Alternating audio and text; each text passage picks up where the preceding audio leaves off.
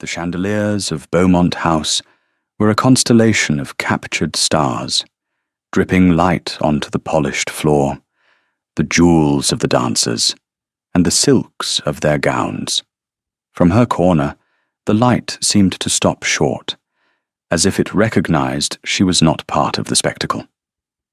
Adela Marsh stood beside a potted palm, a ghost in grey bombazine, the fabric chosen by her employer, Lady Honoria Beaumont, for its remarkable ability to absorb light and attention. Her purpose here was simple. She was to be a repository. She held Lady Beaumont's cashmere shawl, her feathered fan, and a small beaded reticule. Should her employer feel a chill, grow too warm, or require a vinaigrette, Adela was to materialize at her elbow, offer the required object, and then melt back into the shadows. She was furniture that breathed. For 2 hours, she had perfected the art of stillness. She watched the whirl of color and sound, a river in which she was not permitted to swim. The music of the orchestra washed over her, a language from a country she could not visit. She knew no one, and no one knew her. It was the precise arrangement Lady Beaumont preferred. An audience of one for her employer's triumphs, and an invisible lackey for her needs. The sheer force of her personality, you mean? A voice drifted towards her. It was Lady Beaumont, holding court near the refreshment table. Her laughter, a sound like tiny breaking glass, followed. One must admire the ambition, if not the dress. Chartreuse, at her age. Adela kept her eyes fixed on a point above the crowd, on the painted cherubs frolicking on the ceiling. To look at her employer was to invite notice, and notice was always a prelude to a task or a correction. And the Duke of Whitchurch, another lady murmured, her voice conspiratorial. He has not danced once. He simply stands there, by the hearth, looking as though he is calculating the cost of the entire evening in shillings and pence. He is in mourning, of course, Lady Beaumont said, though her tone held little sympathy. For his brother? A tragedy, naturally. But it has been nearly a year. A man of his station cannot be a statue forever. He has a duty to his line. A duty. Adela understood duty. Her own was to remain upright, silent, and ready. Her feet ached. The grey dress, a cast-off of her employer's, refitted by her own hand, was tight across the shoulders. She had been standing since they arrived. Look at him now, Lady Beaumont continued, her voice sharpening with a familiar, predatory interest. He's moving, finally, towards the Penhurst girl, I imagine. A face like a doll, and a dowry the size of a small county. Adela allowed her gaze to drift, just for a second, towards the fireplace. The Duke of Whitchurch was indeed moving. He was a tall man, made taller by his severe black coat, which seemed to drink the light as her own dress did. But where hers was the grey of mice and dust, his was the black of jet and midnight. He moved with a liquid grace that was at odds with the rigid set of his jaw. His hair was raven black, his face a collection of sharp, aristocratic planes. He was not looking towards the pretty, doll-like Miss Penhurst. He was not looking at any of the expectant debutantes or their hopeful mammas. His eyes were fixed on the corner by the potted palm. On her. Adela's heart did not leap. It simply stopped. A cold, hard knot in her chest. This was a mistake. A gentleman of his rank did not look at a paid companion. He was looking at the plant, perhaps, or at the tapestry behind her. She forced herself to become even more still, to recede further into the wall. But he did not stop. He walked past the glittering shoals of young ladies. He navigated the currents of gossip and champagne. He came directly, inexorably, towards her. Each step was a drumbeat against the floor of her composure. The conversations nearest her faltered. A small, silent eddy formed around them. Lady Beaumont, mid-sentence, turned. Her perfectly painted lips parted in disbelief. The Duke of Whitchurch stopped before Adela. He was so close she could see the fine weave of his coat, the stark white of his cravat. His eyes, she saw now, were not black, but a deep, tawny brown, like whiskey held to the light. They held no warmth, only an unnerving, assessing intelligence. He did not smile. He simply looked at her, at the grey dress, at the shawl draped over her arm. He took in the whole, unadorned picture of her.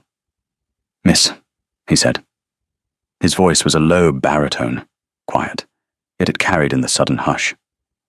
"May I have the honour of this dance?" The world tilted. The potted palm, the chandeliers, the painted cherubs, they all swam in her vision. This was not happening. It was a dream, or a cruel jest. She looked past his shoulder, searching for the source of the prank. There was none. Only a sea of stunned, staring faces. She felt the sharp, furious heat of Lady Beaumont's gaze on her back. This was a disaster, a catastrophe. To accept was an unthinkable breach of her station. To refuse a duke was an unthinkable insult. She was trapped. Her own voice, when it came, was a thread. "Your Grace, you mistake me. I am—" She could not say it. "I am a servant. I am nobody." "I do not mistake you," he said, his voice unwavering. The almost smile from the other night, the one she had seen in the park, was nowhere in evidence. He was entirely serious. "I am asking you to dance." 1 second, 2 seconds, 3. Every eye in the room was on them. Every breath was held. She could feel her employment, her meagre lodgings, her entire precarious existence, crumbling. But in that moment, something else rose up in its place. A flicker of defiance she had thought long extinguished. She had been invisible all night. Now she was excruciatingly seen. And if she was to be seen, she would not be seen cowering. She met his gaze. "I do not have a dance card, Your Grace." A muscle twitched in his jaw. It might have been surprise. It might have been approval. "Then we shall not need one." He held out a gloved hand.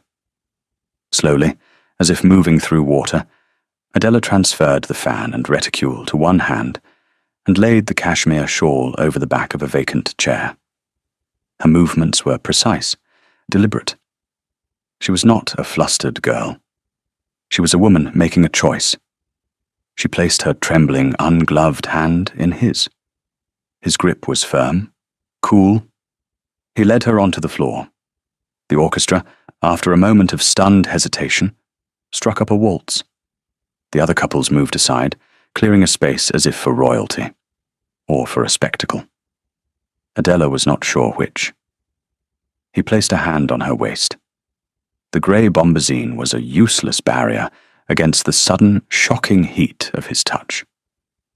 She rested her other hand on his shoulder, her fingers barely grazing the fine wool of his coat. And then they were moving. He was an expert dancer, guiding her with an unnerving, minimalist precision. She had been taught to dance, of course. It was a necessary accomplishment for a governess, which she had once been, and a companion, which she now was. But she had not danced in years. She focused on his shoulder, on counting the steps, on not stumbling, on not breathing too loudly. The silence between them was immense. It was filled with the rustle of 100 silk gowns, the murmur of 1,000 whispers. Why had he done this? What could he possibly want? Was he mad? Or was he the cruelest of them all, turning her into a public joke for his own inscrutable amusement? He did not look cruel. That was what she noticed most sharply. He looked empty, as if he were 1,000 miles away, performing a series of memorized actions. His tawny eyes were not on her face, but somewhere over her shoulder, fixed on a point in the middle distance. The dance felt like an eternity and a second. He steered her through the turns, his hand a steady, impersonal pressure on her back. She was intensely aware of him. The clean, sharp scent of starch and cold night air, the sheer physical presence of him. She wondered if he was aware of her at all, or if she was merely an object he had chosen to set in motion. When the music finally faded, he stopped. For a moment, he did not release her. His eyes met hers, and for the first time, she saw a flicker of something in their depths. Not warmth, not kindness. Something more akin to recognition, as if he had been looking for a particular face in the crowd, and had just now found it. Then it was gone. He gave a short, formal bow. "Thank you, miss." He did not know her name. Of course, he did not know her name. The entire bizarre episode had been a whim. "Marsh," she said, her voice barely audible. "Adela Marsh." "Miss Marsh," he repeated, the name sounding foreign and strange on his lips. He turned without another word and walked back towards the fireplace, reassuming his post like a sentinel. The spell was broken. The noise of the ballroom rushed back in, louder this time. The other couples began to move again, but their eyes followed Adela as she walked, her spine ramrod straight back to her corner, back to the potted palm. She picked up the shawl. Her hands were shaking now. She folded it, her fingers clumsy. She did not look at Lady Beaumont. She did not need to. She could feel the fury radiating from her employer like heat from a stove. The rest of the evening passed in a blur of humiliation. The whispers were no longer veiled. They were pointed, sharp. She heard her name, Marsh, spoken with amusement, with pity, with contempt. She had not been invisible. She had been an oddity, a curiosity put on display by a bored duke, and now she was simply a fool. When they finally left, bundled into Lady Beaumont's carriage, the silence was more terrifying than any tirade. Lady Beaumont sat opposite her, her face a pale, furious mask in the flickering lamplight. She did not speak. She simply stared at Adela with cold, reptilian hatred. Adela stared back at her own reflection in the dark glass of the window. A pale face, wide, frightened eyes, the ghost in grey bombazine. The Duke had asked her to dance, and everyone had held their breath. Now Adela was holding hers, waiting for the inevitable storm to break. She had been seen, and she was about to pay the price. The storm did not break that night. Lady Beaumont's fury was a cold, slow-burning fire, far more dangerous than a sudden explosion. The next morning, there was no shouting. There was only a new list of duties waiting on the small table in Adela's room. Her usual tasks, cataloguing the household linens, reading aloud, accompanying her employer on afternoon calls, were still there. But new ones had been added. She was to polish the silver, a task usually reserved for the junior housemaid. She was to mend a tear in one of Lady Beaumont's lace shawls, a piece of needlework so fine it would strain her eyes to near blindness. She was to transcribe, by hand, a dozen letters of social correspondence, her employer's handwriting being a fashionable, illegible scrawl. Each task was a small, deliberate humiliation. Each one was designed to remind her of her place. You are not a guest to be danced with. You are a servant to be worked. Adela said nothing.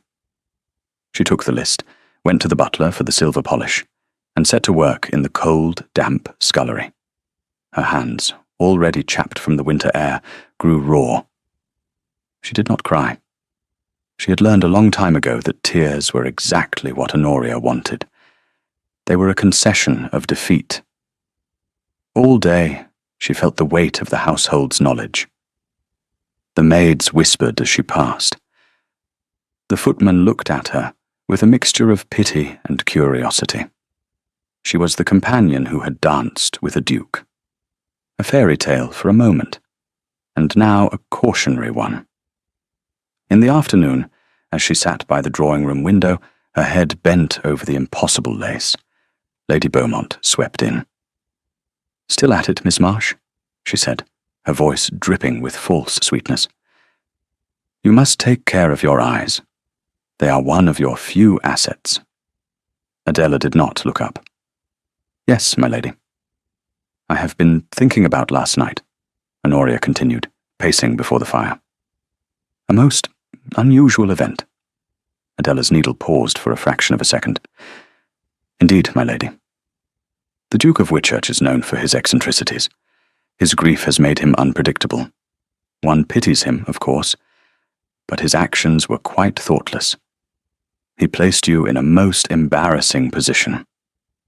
Embarrassing. That was the word Honoria had chosen. Not wondrous, not shocking. Embarrassing. As if Adela herself had committed the faux pas. "I am quite recovered from the embarrassment, thank you, my lady," Adela said, her voice perfectly even. Honoria stopped pacing. The silence stretched. Adela could feel her employer's eyes boring into the top of her head. "See that you are. I should not like for there to be a repeat. Any repeat.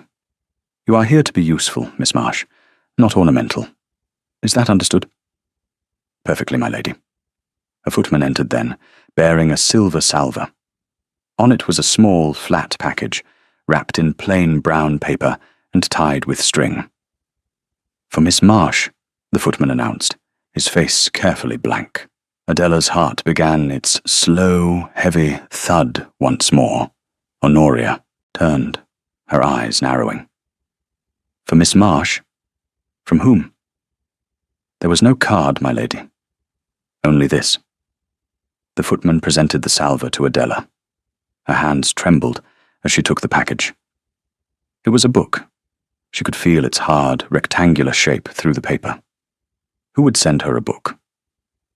"Well, open it," Honoria commanded, her voice sharp with suspicion. Adela's fingers fumbled with the knot. Inside was a slim volume of poetry. Keats. She had mentioned to a fellow governess years ago how she admired his work. How could anyone have known? There was no inscription, no note, just the book. "Poetry," Honoria sneered, peering over her shoulder. "How sentimental. From an admirer, perhaps. One of the footmen." "I cannot imagine, my lady," Adela said, closing the book. The cover was cool and smooth beneath her fingers. "Put it away," Honoria snapped. "You have work to do." Adela placed the book on the small table beside her, her mind racing. It could not be. It was impossible. And yet, who else? Who else had seen her last night? Really seen her? The Duke of Whitchurch. The thought was so absurd, she dismissed it at once. He had not even known her name.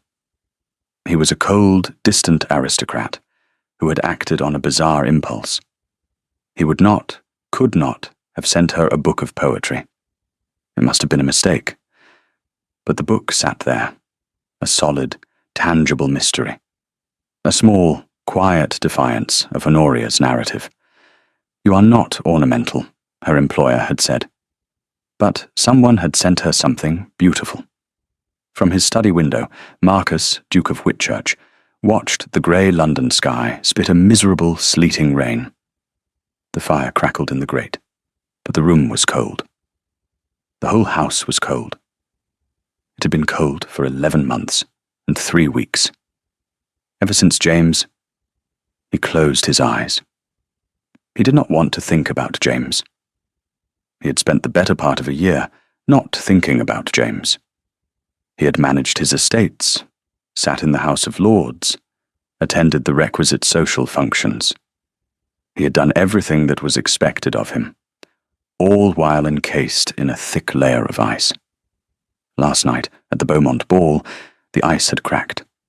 He had not intended to go, but his mother, the Dowager Duchess, had insisted. "You cannot hide forever, Marcus. Life must continue." So he had gone, and it had been just as he expected. A suffocating press of bodies, perfume, and meaningless chatter. The young ladies, pushed forward by their mothers, all had the same practiced smiles, the same empty eyes. They looked at his title, his fortune, his estates. They did not look at him. And then he had seen her. She was standing in a corner, so still she was almost invisible, dressed in a gown the color of a winter dawn. She was not trying to catch his eye. She was not trying to catch anyone's eye. She was simply there, a point of stillness in a churning world. There was a quiet dignity in her posture that belied the menial task of holding another woman's things. He had watched her for half an hour. He had seen the way her employer, the garish Lady Beaumont, treated her. The casual dismissiveness, the way she was used as a prop. And he had seen the way the young woman, Miss Marsh, he knew her name now, had borne it, with a silent, unbreachable composure. She was not empty, like the others. She was contained. A walled garden, quiet and deep. And he had felt an impulse he had not felt in a year. A desire to do something. Something unexpected. Something to shatter the glossy, brittle surface of the evening. He wanted to see what would happen if he walked over to that still point, that quiet garden, and opened the gate. So he had. He had not thought beyond the act itself, the walk across the floor, the request, the dance. He had felt the shockwave travel through the room. He had felt the trembling of her hand in his. He had felt the rigid terror in her spine. And he had felt a kind of grim satisfaction. He had disrupted the predictable orbit of their world, just for a moment. But it was more than that. Holding her, moving with her in the circle of the waltz, he had felt something else, a flicker of connection. Her silence was not empty. It was watchful. He had the distinct impression that while everyone else in the room was looking at the Duke of Whitchurch, she was the only one looking at the man inside the title. And she had seen the emptiness there. He had returned to the fireplace, the ice reforming around him. But the crack remained. This morning he had woken with her face in his mind, the wide, intelligent eyes, the mouth that looked as though it had forgotten how to smile. Adela Marsh. He had sent the book on another impulse. He had asked his man of business, a walking encyclopedia of London's inhabitants, to find out who she was. A Miss Adela Marsh, Your Grace, daughter of the late Reverend Michael Marsh of Sussex, well-educated, penniless, currently employed as a companion to the widow of Sir Alistair Beaumont. Penniless. Of course, it explained the grey dress, the position, the fear in her eyes. He had walked to Hatchard's himself, a thing he never did. He had browsed the shelves, the scent of paper and leather, a welcome respite from the cloying perfumes of last night. He had seen the volume of Keats, and remembered a line from a letter James had once written him from school. Beauty is truth. Truth, beauty. That is all ye know on earth, and all ye need to know. He had bought the book, and had a footman deliver it, with no card. It was a foolish, sentimental gesture. He was the Duke of Whitchurch. He did not make foolish, sentimental gestures. And yet, he had. He turned from the window. The house was too quiet. The silence was no longer peaceful, as it had been when his brother was alive to fill it with laughter and terrible violin practice. Now it was a heavy, suffocating blanket. He needed to get out. He called for his coat and hat. He would walk. He did not know where. He just knew he could not stay here, in this cold, silent house, with the memory of a woman in a grey dress who had looked at him and seen the truth. We'll take a very short break. If you don't want to miss new stories, please subscribe to the channel. The rain had softened to a persistent drizzle by the time Adela was permitted to leave the house. One of her new duties was to walk Lady Beaumont's pair of spoiled, pug-nosed spaniels. It was a task she did not mind. It granted her an hour of freedom from the oppressive atmosphere of the house, even in the damp chill of a London afternoon. She led the dogs towards the park, her head bent against the wind. In her pocket, her fingers found the smooth cover of the book of poetry. She had not been able to read it yet, not under Honoria's watchful eye, but she had kept it with her, a secret talisman. The park was nearly deserted. A few hardy souls hurried along the paths, their heads ducked low. The trees were bare, their black branches stark against the grey sky. It suited her mood. She let the dogs off their leads in a small, enclosed green, and they immediately began yapping at a flock of pigeons. Adela found a damp bench and sat, pulling the book from her pocket. She opened it to a random page. Ode on a Grecian Urn. Heard melodies are sweet, but those unheard are sweeter. She read the line again. A quiet ache spread through her chest. It was how she felt about her own life. A collection of unheard melodies, hopes and dreams that had never been given voice. A shadow fell over the page. Miss Marsh. The voice was low, familiar. Her head snapped up. The Duke of Whitchurch stood before her, a tall, dark shape against the grey light. He held no hat. Raindrops glistened in his raven hair. Her heart did a frantic, panicked stutter step, twice in 2 days. It was not a coincidence. It was a pursuit. Your Grace, she stammered, scrambling to her feet and dropping the book. It fell open in the wet grass. He bent in one fluid movement and retrieved it, his long fingers surprisingly gentle as he brushed a smear of mud from the page. He held it for a moment, his gaze on the open poem. What little town by river or seashore or mountain built with peaceful citadel is emptied of this folk, this pious morn? He read aloud, his voice quiet, contemplative. He looked up at her. A question for which there is no answer. She stared at him, speechless. You received my delivery, I see, he said, handing the book back to her. It was not a question. So it was him. The confirmation sent a fresh wave of panic through her. Your Grace, you should not have. I cannot accept. It is a book, Miss Marsh, he interrupted, his tone dry. Not the crown jewels. Are you forbidden from reading? No, but it is inappropriate. For you to send it, for me to receive it. My employer. Ah, yes.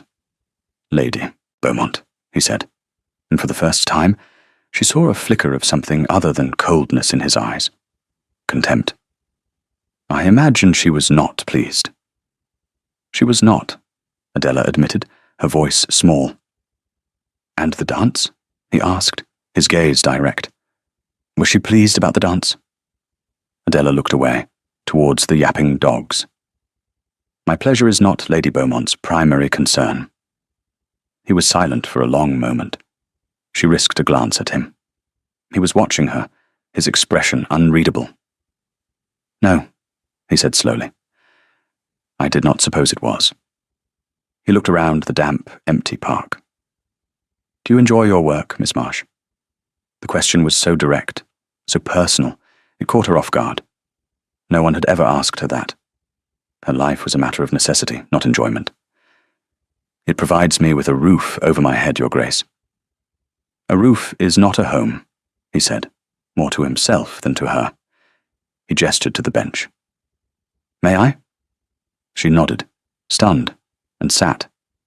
He sat beside her, leaving a careful, respectable distance between them. The two of them, a duke and a companion, sitting on a wet bench in a deserted park. The absurdity of it was overwhelming. Why did you ask me to dance? The question slipped out before she could stop it. It was bold, impertinent. But she had to know. He did not seem offended. He stared straight ahead at the skeletal trees. I am not certain, he said, his voice low. I was tired of the noise. You were quiet. Quiet. The word should have been an insult. Plain. Uninteresting. But the way he said it, it sounded like a virtue. I have found, he continued, still not looking at her, that society is composed almost entirely of noise. People talking but saying nothing. Smiling but feeling nothing. It is a performance, and I have grown weary of the play. Adela thought of the ballroom, of Lady Beaumont's brittle laughter, of the meaningless chatter. He was right. But you are a part of that world, Your Grace. I am a duke, he said, the title flat, a statement of fact, not pride. My presence is required. My feelings on the matter are irrelevant. He finally turned to look at her. You, on the other hand, you were in the room, but not of it. You were watching too. I saw it in your eyes. He had seen that. He had seen her, a person with thoughts and feelings, not just a grey shadow in the corner. My brother, James, he said, and his voice changed, roughened with a grief he could no longer conceal. He hated it too. He called it the Great Masquerade. He was the only one who was real. Adela's breath caught in her throat. He was speaking of his brother, to her, a stranger, a paid companion. I am sorry for your loss, Your Grace, she said, the words inadequate but sincere. He gave a short, sharp nod, as if to ward off further sympathy. He has been gone nearly a year. People expect me to be over it, to do my duty, find a wife, produce an heir. He said the words as if they were a list of chores, like polishing silver. Grief does not follow a timetable, Adela said softly. She was thinking of her own father, of the hollowed-out feeling that had followed his death, a feeling that had never truly gone away. He looked at her, and the mask of the cold duke slipped entirely. In its place was a man, raw and hurting. No, he said, it does not. One of the spaniels, having tired of the pigeons, trotted over and nudged its wet nose into Adela's hand. She stroked its head, her movements automatic. The simple tactile sensation grounded her. I should go, she said, her voice regaining its strength. Lady Beaumont will be wondering where I am. Of course, he said, rising to his feet as she did. The Duke was back, his posture stiff, his expression controlled. But something had changed. A door had been opened between them. Miss Marsh, he said, as she gathered the dog's leads. My mother, the Dowager Duchess, is hosting a small gathering for tea tomorrow afternoon. She's a great admirer of Lady Beaumont's late husband's collection of Roman coins. I believe she intends to send an invitation. She would be most pleased if you were to accompany your employer. Adela stared at him. An invitation. To his mother's house. This was no accident. This was a deliberate, calculated move. I go where Lady Beaumont instructs me to go, Your Grace. I am counting on it, he said. And this time, it was there. A definite, unmistakable movement at the corner of his mouth. Not quite a smile. The almost.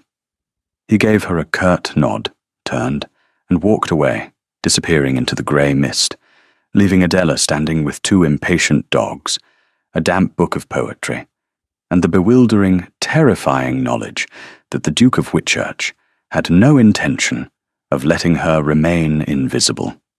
The invitation arrived the next morning on heavy cream card, embossed with the Whitchurch crest. The Dowager Duchess. Theodora's handwriting was a spiky, energetic script that spoke of a formidable personality. Lady Beaumont read it with a triumphant smirk. "The Dowager Duchess," she announced to Adela, as if Adela were not already aware of the plan. "She wishes to consult my knowledge of Sir Alistair's coin collection. His Grace must have mentioned my expertise. It seems my standing in society is finally being recognized at the highest level." Adela, who was arranging flowers in a vase, said nothing. Lady Beaumont's expertise consisted of knowing the collection existed in a locked cabinet to which she did not have the key. "She requests that you attend as well," Honoria added, her tone casual, but her eyes sharp. "To take notes for me, of course. My memory for dates can be so fleeting." It was a lie, and they both knew it. Honoria's memory was like a steel trap, especially for slights and social details. The Dowager's request was a command, and to refuse would be to offend the very person Honoria sought to impress. She was forced to bring Adela along. "Of course, my lady," Adela said, snipping the end of a rose stem. "Wear your brown silk," Honoria commanded. "It is modest. We would not wish for you to appear forward." The brown silk was Adela's best dress, reserved for church on Christmas and Easter. It was still plain, but the fabric had a slight sheen, a hint of life that the grey bombazine lacked. It was a concession, Adela knew. Honoria wanted her to look presentable, but not attractive. A neat brown sparrow next to a bird of paradise. Whitchurch House was on a grand square, a palace of pale stone that seemed to command the entire space. It was imposing, even severe, from the outside, but inside it was different. There was no oppressive new money gloss like at Beaumont House. There was the quiet gleam of old wood, the scent of beeswax and dried lavender. Portraits of generations of sharp-featured ancestors watched from the walls. The house felt old, settled, as if it had grown from the land. It felt like a home. They were shown into a drawing room that was flooded with afternoon light.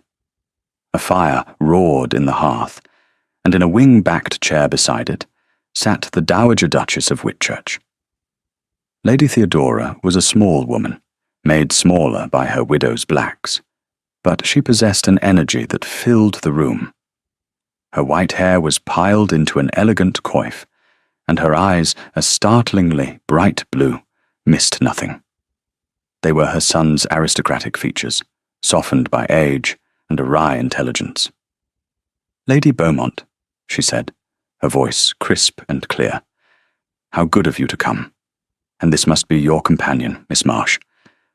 She extended a hand not to Honoria, but to Adela. Adela, startled, curtsied, and took the offered hand. The Duchess's grip was surprisingly strong. Her blue eyes held Adela's for a moment, and in their depths, Adela saw the same assessing intelligence she had seen in the Duke's. But here, it was tempered with something else: curiosity and perhaps kindness. "I am so pleased you could join us, my dear," the Duchess said, before turning to Honoria.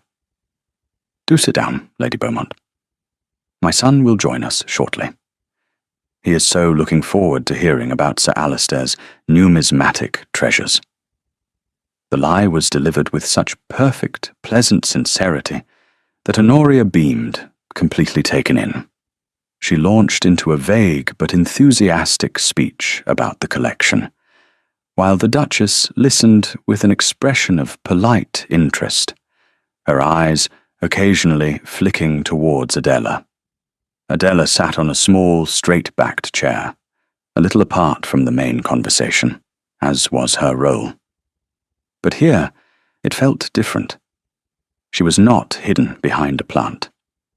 The Duchess had placed her where the light from the window fell upon her. She was included in the circle. The Duke arrived a few minutes later. He greeted Lady Beaumont with cool formality. Then his eyes found Adela's. He gave a brief, almost imperceptible nod. Acknowledgement. Confirmation. We planned this. You and I.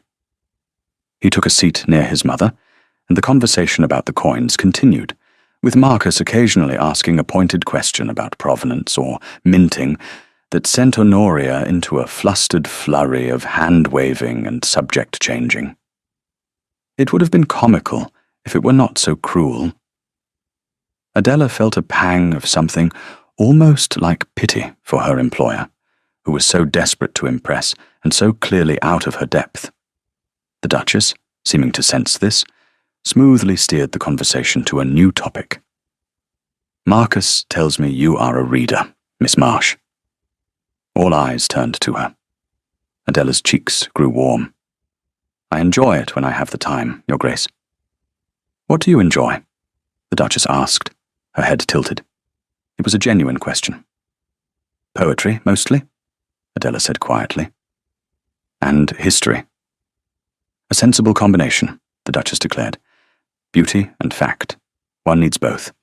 Our library here is quite extensive. Marcus's father was a compulsive collector. You must see it one day. An invitation? Another one? Adela glanced at Honoria, whose smile had become a tight, painted line. Miss Marsh has little time for such frivolous pursuits, Honoria said quickly. Her duties keep her quite occupied. Nonsense, the Duchess said, waving a dismissive hand.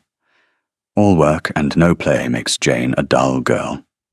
Is that not right, Marcus? Indeed, Mother, the Duke said, his eyes glinting with amusement. A mind like Miss Marsh's should not be occupied solely with linens and lapdogs. The shot was so direct, so perfectly aimed, that Adela had to bite her lip to keep from smiling. Honoria's face paled. She had been insulted in the grandest house in London, and the insult had been delivered by a duke.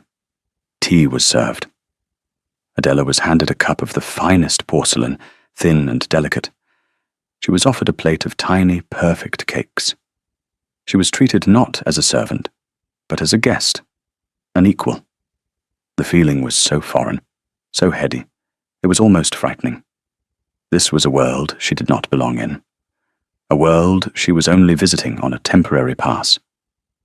When it was time to leave, the Duchess took Adela's hand again. It has been a true pleasure, Miss Marsh. I do hope we will see you again very soon. The words were for her, but the look was for Honoria. A warning, a statement of intent. This young woman is under my notice. Treat her well. The carriage ride back to Beaumont House was silent, but it was a different silence from the night of the ball. That had been the silence of rage. This was the silence of confusion and fear. Honoria had been bested, and she did not understand how or why. The Duke and his mother, the most powerful social arbiters in London, had taken an interest in her drab, quiet companion. It made no sense. And what made no sense to Honoria Beaumont was dangerous. That evening, for the first time in a week, there was no extra list of duties on Adela's table. There was only the book of Keats, and the memory of an hour spent in the light. The weeks that followed were a strange, suspended time. Adela's life became a study in contrasts. At Beaumont House, Honoria's cruelty took on a new, more insidious form. The physical punishments ceased, replaced by a campaign of psychological warfare. She would praise Adela in front of guests for her simple, rustic honesty, making her sound like a milkmaid. She would forget to have a place set for her at luncheon.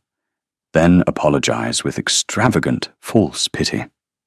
Every day was a fresh minefield of small, carefully placed humiliations. But then there were the visits to Whitchurch House. The Dowager Duchess, true to her word, found numerous reasons to invite them. A consultation on a charity committee, a viewing of a new painting, a musicale with a visiting pianist. And each time, the invitation was explicitly for Lady Beaumont and her companion. Honoria, caught between her desire to curry favour with the Duchess and her resentment of Adela, was forced to comply. These visits were Adela's sanctuary. In the calm, sunlit rooms of Whitchurch House, she could breathe. The Duchess treated her with a gruff, forthright kindness, asking her opinions and listening to her answers. She gave Adela the run of the library, a vast two-story room that smelled of leather and history. Adela would lose herself for hours in its quiet aisles, a book in her hand, the weight of Honoria's house lifting from her shoulders. And there was Marcus. He was often there, in the library.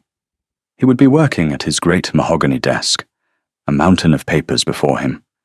But when she entered, he would look up. That quiet nod of acknowledgement, the silent conversation that passed between them. Sometimes they would speak.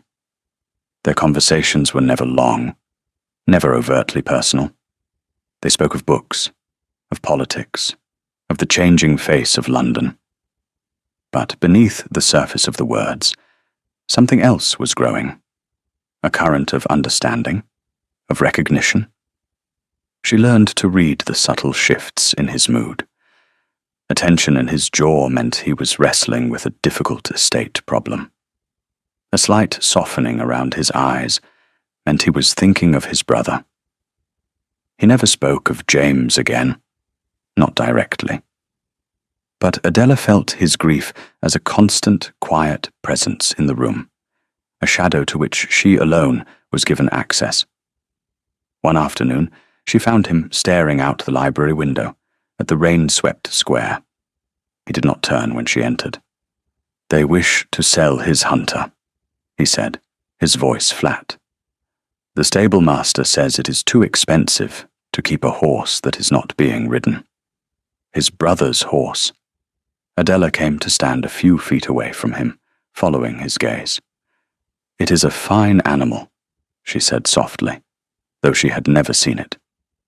"James loved that horse," Marcus said. "He called him Hotspur. He said the horse had more spirit and courage than most men in the House of Lords." A faint, sad smile touched his lips. He was probably right. He was silent for a moment. "I should sell him. It is the practical thing to do." "Practicality is not always the most important thing, Your Grace," Adela said.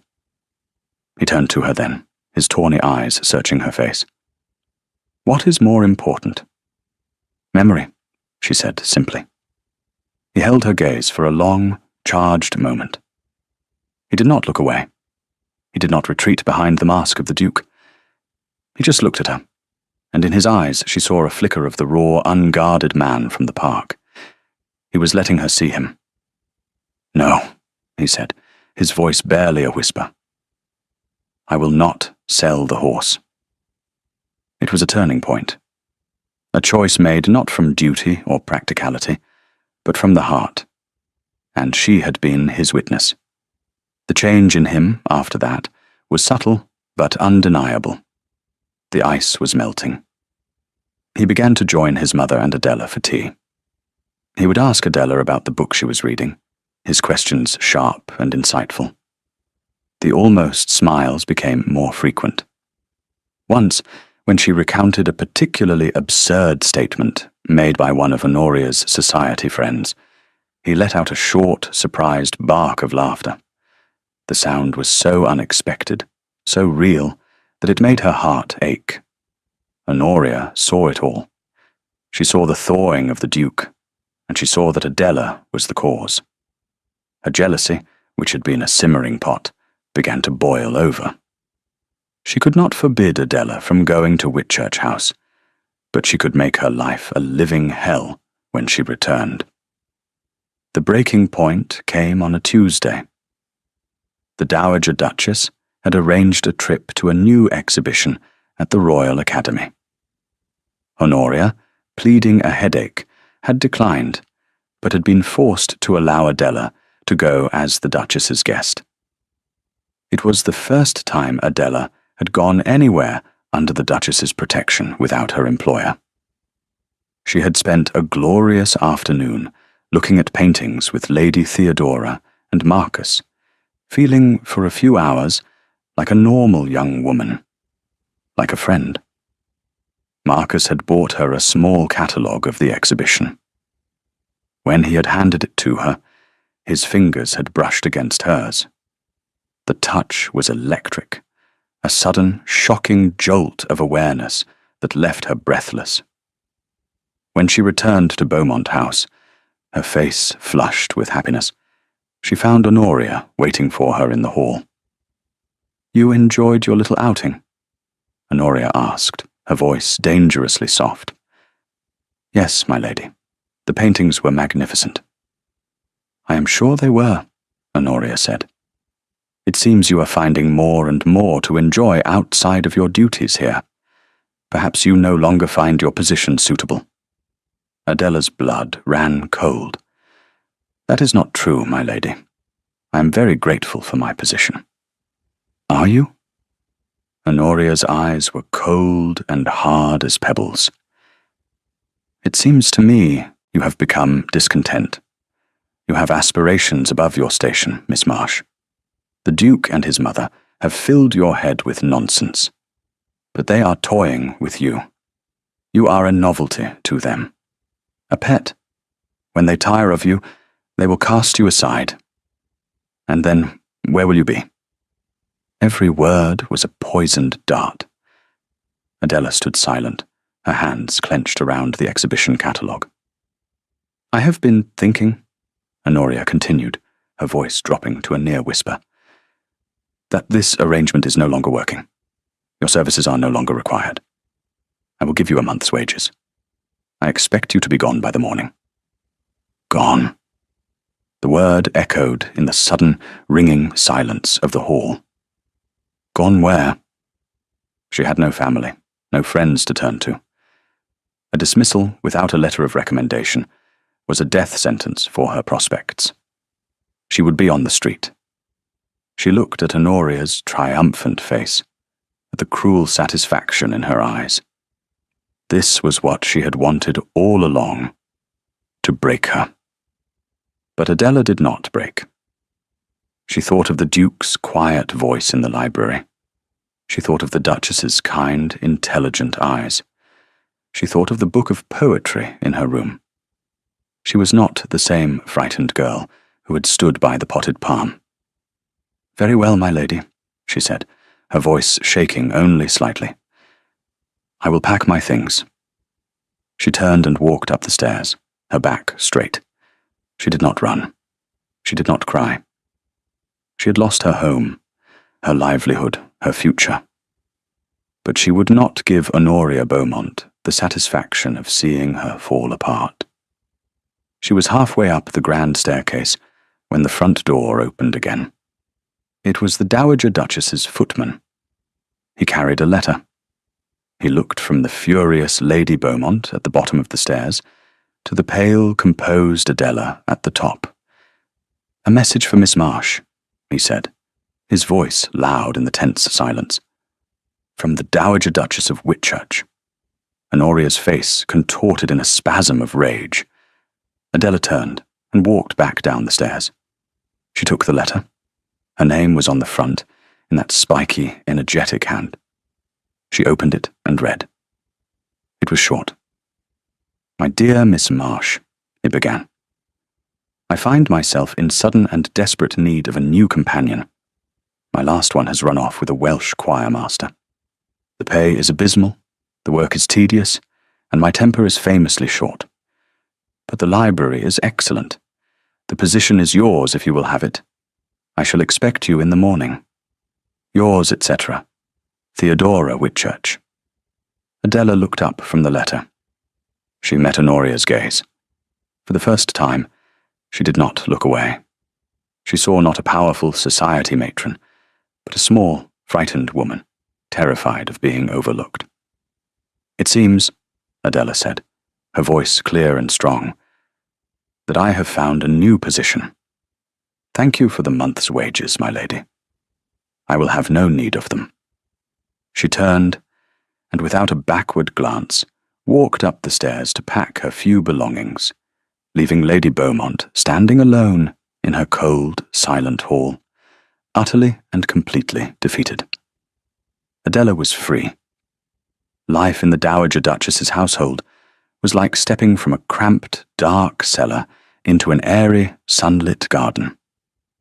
Adela's room was twice the size of her old one, with a window that overlooked the square.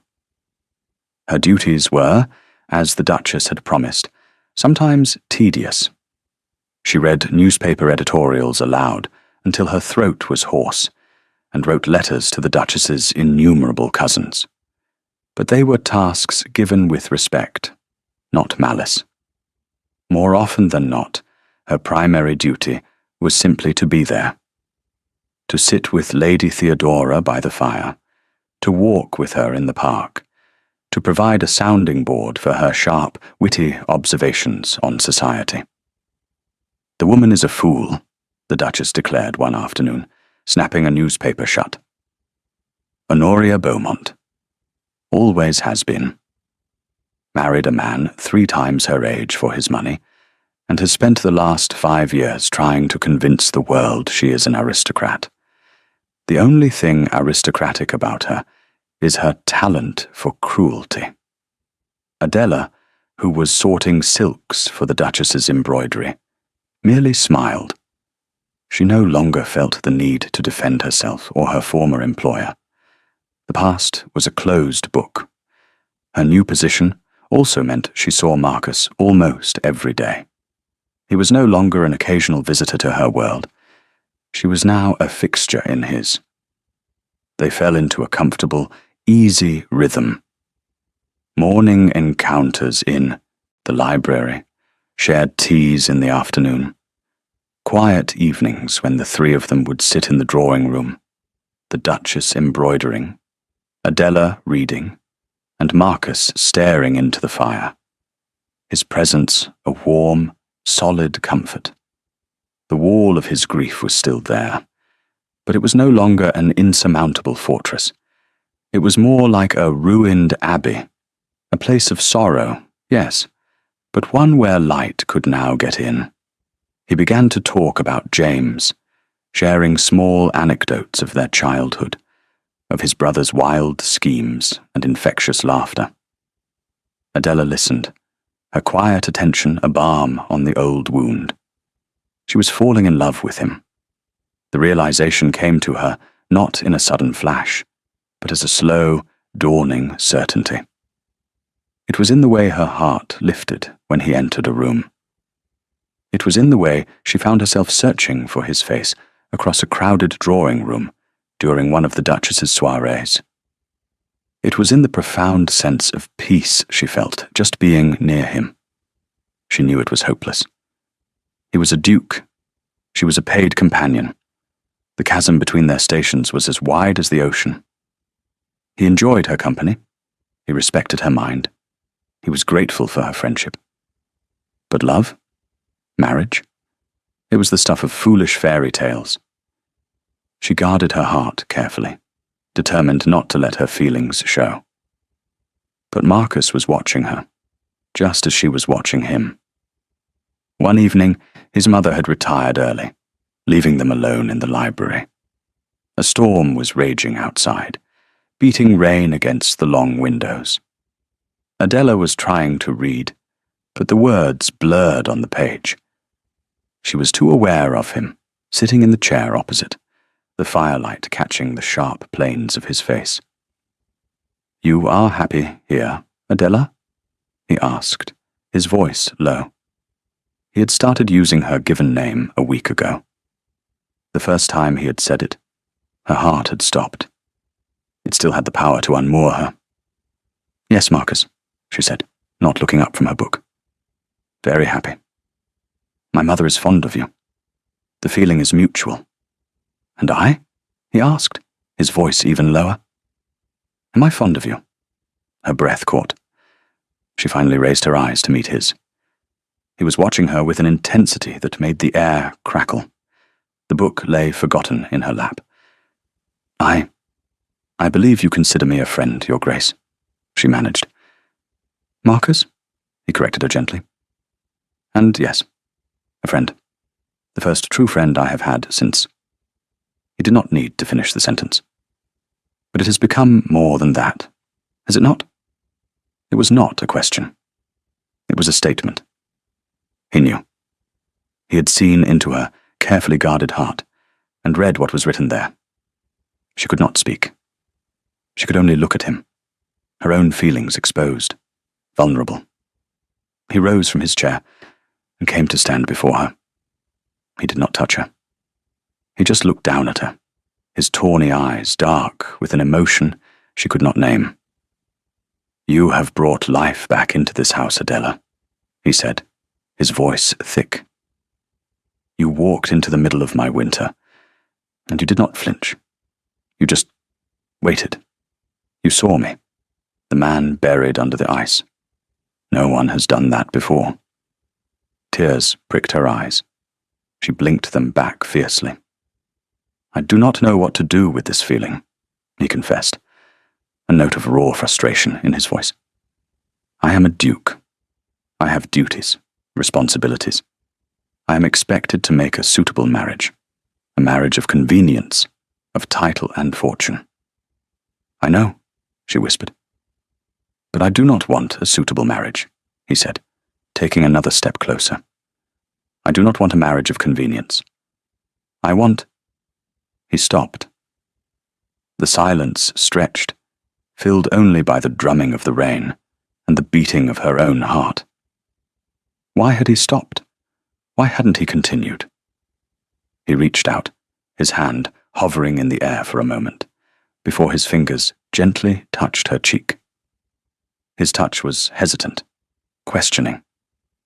It was not the assured, possessive touch of a duke, but the tentative gesture of a man afraid of being rejected. She leaned into his hand, a silent surrender. A tear she could no longer hold back escaped and traced a hot path down her cheek. He caught it with his thumb. "Adela," he breathed, his voice a ragged whisper. And then he bent down and kissed her. It was not a kiss of passion, of fire. It was a kiss of profound, aching tenderness. It was the taste of rain and sorrow, and a deep, quiet longing. It was the sealing of a silent pact that had been forged between them over weeks of shared glances and quiet conversations. It was everything she had secretly, hopelessly wanted. When he pulled away, his eyes were shining. The last of the ice was gone. "I love you," he said, the words simple, stark, and utterly terrifying in their implications. Before she could answer, before she could process the world-altering power of those 3 words, the library door opened. It was the butler, his face pale. "Your Grace, forgive the intrusion. There is a visitor, a Lady Beaumont. She insists on speaking with you. She says it is a matter of the utmost urgency." Honoria. Here. Now. The spell was shattered. The warmth in the room turned to ice once more. Marcus straightened, his face hardening into the familiar mask of the cold duke. But Adela saw the fury in his eyes. "Tell Lady Beaumont I am not available," he said, his voice clipped. "I have tried, Your Grace. She will not leave. She says if you will not see her, she will make her urgent business known to all of society tomorrow." It was a threat, a piece of blackmail. Adela felt a cold dread seep into her bones. What could Honoria possibly have that she thought was powerful enough to threaten a duke? Then she knew. It was not about him. It was about her. Honoria had been digging. She had found some piece of Adela's past, some vulnerability, and she was here to use it as a weapon to destroy this fragile, impossible happiness. The final act of cruelty had begun. Honoria Beaumont was shown into a small, formal receiving room, a room designed for unwelcome visitors. Adela remained in the library, her heart a cold stone in her chest, while Marcus went to face her. The Duchess, woken by the commotion, joined Adela, her face grim. "That woman is a viper," Lady Theodora said, taking Adela's cold hand in her own. "Whatever she has, we will face it." But Adela knew that whatever Honoria had, it was meant to wound Adela in a way that would make her untouchable, even to a duke.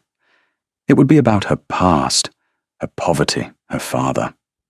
Reverend Michael Marsh had been a good man, a scholar and a dreamer who had cared more for ancient languages than for balancing his accounts. When he died, he had left behind a wealth of knowledge and a small but humiliating collection of debts. Adela had worked for years as a governess to pay them off, living frugally, sending every spare shilling to his creditors. She had thought them all settled. But what if one remained? What if Honoria had found it? In the eyes of the ton, to be in debt was a moral failing, a stain that could not be washed away. The minutes ticked by. 10, 15. Adela could hear the faint murmur of voices from the hall, a low, controlled rumble that was Marcus, and a higher, more insistent tone that was Honoria. Finally, the voices stopped.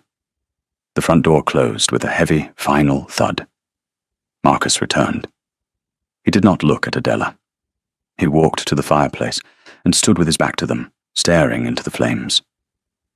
"Marcus," his mother prompted, her voice sharp with concern. "She is gone," he said, his voice flat. "What did she want?" the Duchess pressed. "What was her urgent business?" Marcus was silent for a long moment. When he finally spoke, his voice was devoid of all emotion. "She came to inform me that Miss Marsh's father died a bankrupt, that he owed a considerable sum to a tailor in his village, a debt that remains unpaid." Adela's world shrank to a single point of cold, sickening shame. It was true. The debt to Mr. Trimble, the tailor. It was the largest one. She had been sending him small payments every month, but it was slow work. She had not thought, she had not imagined anyone would ever know. "She has the promissory note," Marcus continued, his voice still unnervingly calm. "She purchased it from the man. She informed me that if I were to continue my association with Miss Marsh, she would be forced to present the note for collection. Publicly. Perhaps at the upcoming ball my mother is hosting. She thought it would make for excellent conversation." He turned around. His face was a pale, rigid mask. He looked not at his mother, but directly at Adela. His eyes were unreadable. This was it, the test. He had said he loved her, but she was a penniless companion with a bankrupt father and a public debt. He was the Duke of Whitchurch. Love could not bridge a chasm this wide. He would be kind, of course. He would be discreet. He would have his man of business settle the debt, and then he would gently, regretfully, end their association. He had to. His duty, his name, his position demanded it. "I see," Adela said, her own voice a faint echo in the grand room. She stood up, her legs unsteady. "I understand. Your Grace, I will leave in the morning. I would not wish to cause you or your mother any further embarrassment." She had to get out of the room before she shattered into 1,000 pieces. She turned to go. "Stop," Marcus commanded. The word was not loud, but it had the force of a physical blow. She froze, her back to him. "You will do no such thing," he said. He walked towards her, stopping directly behind her. She could feel the heat of his body, the fury that was radiating from him in silent waves.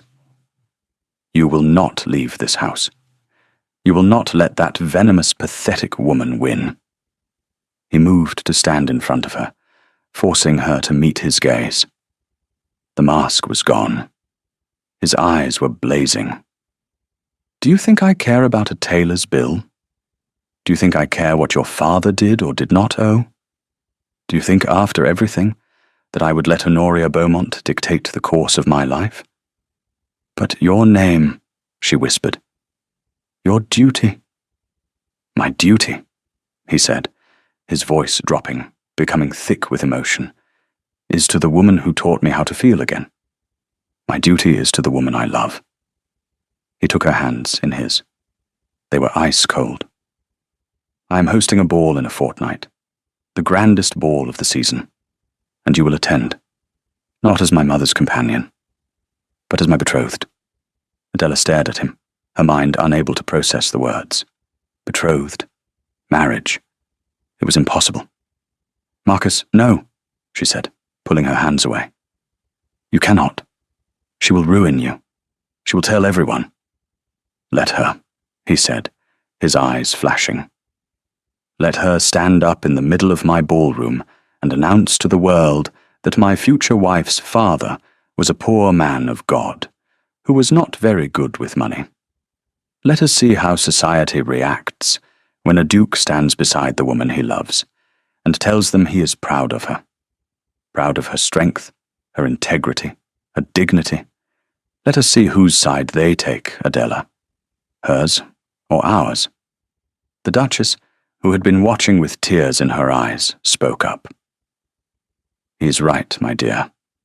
The ton is a flock of sheep. They will follow the strongest lead. And there is no stronger lead than the Duke of Whitchurch, with me standing right beside him. Adela looked from Marcus's passionate, determined face to his mother's fierce, loving one. They were offering her a future she had never dared to dream of. A family, a home, love. But it came with a terrible risk. She could bring scandal and ruin down upon them both. I am frightened, she whispered, the admission costing her everything. Marcus's expression softened. He gently took her face in his hands. I know, he said. So am I. But we will face it together. He looked deep into her eyes. I asked you to dance once, Adela, on a whim. Now I am asking you to stand with me. For a lifetime. Will you be my wife? She looked at this man who had seen her when she was invisible, who had shown her his own broken heart, who was willing to risk everything for her. The fear was still there, a cold knot in her stomach. But beneath it, love bloomed, fierce and defiant. Yes, she said, her voice clear and strong. Yes, Marcus, I will. The night of the Whitchurch ball arrived on a wave of anticipation that had gripped all of London. Rumours had been swirling for a fortnight. The reclusive Duke of Whitchurch was not only hosting the event of the season, but there was talk of a major announcement. And at the centre of the whispers was the mysterious Miss Marsh, the Dowager's new companion, upon whom the Duke was said to be bestowing an unusual amount of attention.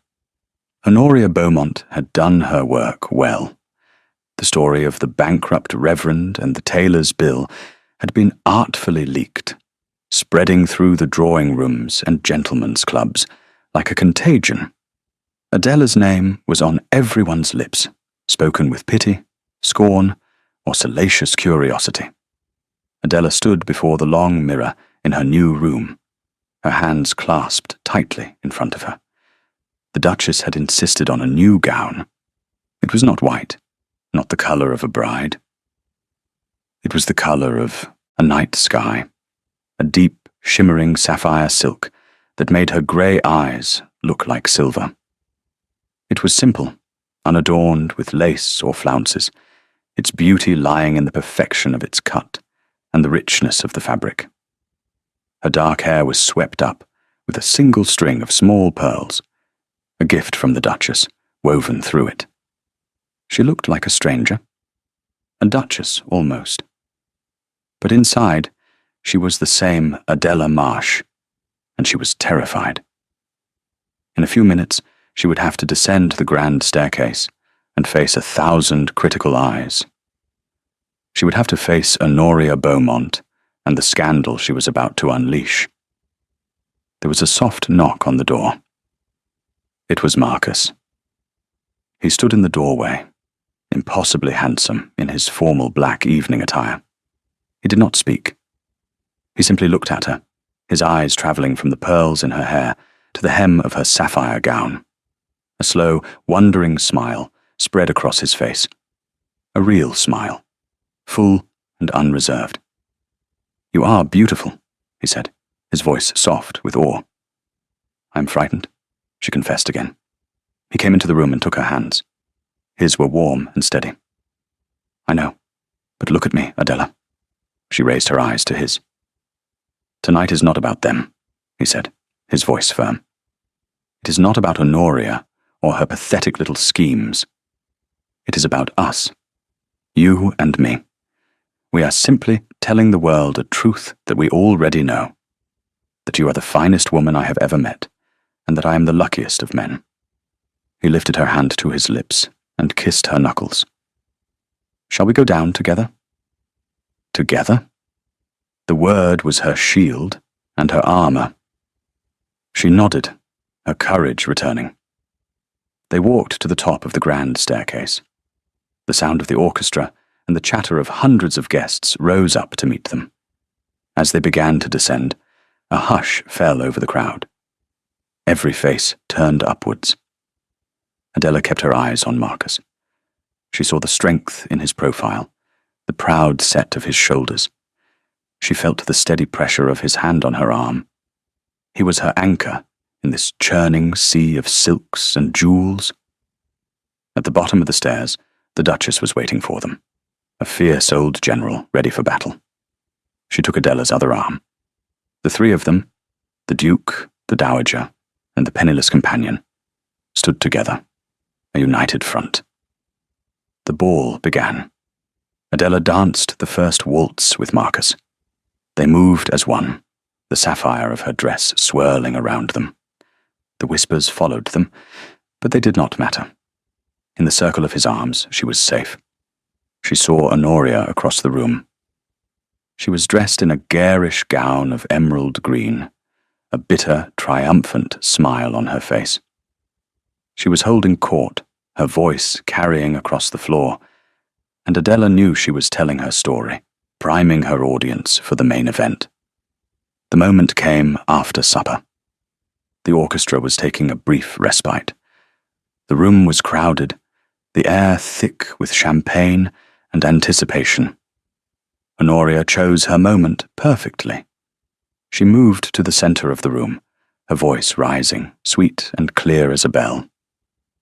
"My dear friends," she began, and the room fell silent. "As you all know, I have always believed in charity, in lending a helping hand to those less fortunate." Her eyes, full of mock pity, found Adela. "That is why I took in poor Miss Marsh after her father, the Reverend, passed away, leaving her with nothing. Or rather, less than nothing." She paused for dramatic effect. "He left her with a mountain of debt, a fact she was not entirely honest about." A collective gasp went through the room. It was happening. The public humiliation. Adela felt Marcus's hand tighten on hers. Honoria held up a piece of paper. The promissory note. This, for instance. A rather large sum, owed to a simple village tailor. A debt of honor, one might say, that has gone unpaid for years. One must be so careful whom one invites into one's home. Such deception is... That is quite enough, Lady Beaumont. Marcus's voice cut through the silence like a sword. He did not shout. He did not need to. The authority in his tone was absolute. He and Adela stepped forward into the center of the room. He took the promissory note from Honoria's stunned hand. He barely glanced at it. Lady Beaumont is correct about two things, he said, his voice ringing with clarity. Miss Marsh's father was a man of God who cared little for worldly wealth. And I have no doubt he died in debt. He looked at Adela, his eyes full of love and pride. She has spent years working to pay off those debts herself, in secret, without complaint, because she is a woman of unparalleled honor and integrity. He turned his gaze back to the stunned crowd. These are the qualities I value: honor, integrity, dignity in the face of hardship, quiet strength that outlasts loud cruelty. He let his eyes rest on Honoria for a fraction of a second, a look of such withering contempt that she physically recoiled. These are the qualities of the woman I love, he announced, his voice soaring. And these are the qualities of the next Duchess of Whitchurch. He turned to Adela, ignoring the explosion of gasps and murmurs. He went down on one knee. Adela Marsh, he said, his voice for her alone. Will you do me the honor of becoming my wife? Tears were streaming down her face, but she was smiling. The fear was gone, replaced by a love so vast it filled the entire room. Yes, she whispered. Oh yes, Marcus. He stood, took her in his arms, and kissed her, right there, in front of all of London. The crowd, after a moment of stunned silence, broke into spontaneous, thunderous applause. They had followed the strongest lead. Adela looked over Marcus's shoulder. Honoria Beaumont was standing alone, the center of attention no longer. People were turning their backs on her, their faces cold. She looked small and pathetic and utterly defeated. Her cruelty had brought her nothing but her own ruin. In that moment, Adela felt not triumph, but a wave of sad, quiet pity. Marcus took her hand and led her back to his mother. The Duchess was beaming, her blue eyes bright with tears. Well done, my children, she said, her voice thick. Well done. The orchestra struck up another waltz. The Duke had claimed his Duchess. The story was complete. Epilogue. 6 months later, the Duchess of Whitchurch stood in the long gallery at Falcondale, the family's country seat. The late afternoon sun of autumn slanted through the tall windows, illuminating the dust motes dancing in the air, and the faces of generations of Whitchurch ancestors in their gilded frames. The house was no longer cold. Adela had brought life back into its silent rooms. She had ordered fires to be lit in every hearth, flowers from the garden to be placed in every room. On her first night here, she had requested that the great, long dining table, built for state dinners of 50 guests, be shortened. Now she, Marcus, and the Dowager Duchess ate at a small, round table at one end of the vast room, their conversation and laughter no longer lost in the echoing space. She ran a hand along the cool oak of a windowsill. The estate had begun to heal, just as its master had. Marcus had thrown himself into the management of the land with a newfound energy. He had met with tenants, planned new drainage systems, and overseen the replanting of a wood that had been neglected for years. He had not sold Hotspur. The horse now carried him across the fields each morning, a living, breathing link to the brother he had lost, but now remembered with love, not just pain. The library at Falcondale was even grander than the one in London, and it had become her sanctuary. But the whole house was her home now. She was no longer a ghost in grey, but the lady of the manor, respected by the staff, and slowly, cautiously, loved by the local gentry, who had been won over by her quiet grace and lack of airs. She heard footsteps behind her, and turned. Marcus stood at the end of the gallery, watching her.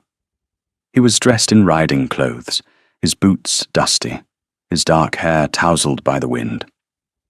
The cold, aloof Duke of the London ballrooms was gone forever. In his place was her husband, his eyes warm, his mouth curved in a familiar, gentle smile. He walked towards her, his steps echoing on the polished floorboards. "I thought I might find you here," he said. "I was just saying hello to your ancestors," she replied, smiling back at him. "Making sure they approve." "They have no choice," he said, his voice a low, happy rumble. He came to stand beside her at the window, his arm sliding around her waist, pulling her close. "Their new Duchess is far too charming to dislike." They stood in comfortable silence for a moment, looking out at the rolling hills, golden in the autumn light. "Do you remember that first night?"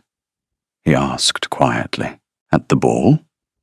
"I try not to," she teased gently. "I do," he said, his expression turning serious. "I remember seeing you and feeling a jolt, as if the world, which had been grey and out of focus for so long, had suddenly snapped into sharp, clear colour. You were the only real thing in the room." She leaned her head against his shoulder. "And I remember a terrifyingly grand Duke, who looked as though he were 1,000 miles away." "I was," he admitted. "Lost. Until you helped me find my way home." He turned her to face him, his hands cupping her face. "Thank you, Adela, for seeing me, for waiting for me." "There was never anyone else to see," she whispered, her heart full. He bent his head and kissed her, a slow, deep kiss of profound contentment. It was a kiss that held the memory of a silent dance, of a book of poetry, of rainy parks and fireside confessions. It was the kiss of a man who had been saved, and the woman who had quietly, patiently shown him the way.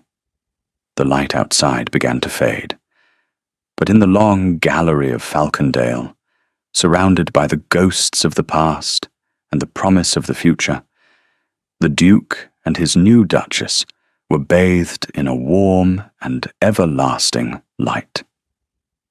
Thank you for listening to the story all the way to the end.